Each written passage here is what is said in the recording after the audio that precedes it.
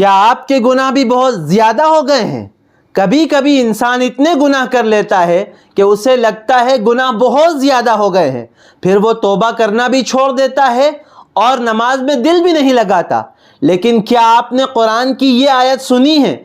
اللہ رب العزت فرماتے ہیں، میرے ان بندوں سے کہہ دو جنہوں نے اپنی جانوں پر ظلم کیا ہے کہ میری رحمت سے مایوس نہ ہو، یقیناً اللہ رب العزت تمام گناہوں کو معاف کر دے گا۔ یاد رکھیں، گناہ کتنے بھی ہو جائیں، اللہ رب العزت ہماری توبہ کا انتظار کرتے ہیں، اس لیے ہمیں مایوس ہونے کی ضرورت نہیں ہے۔ بس ایک سجدہ اور ہمارے سارے گناہ معاف ہو سکتے ہیں۔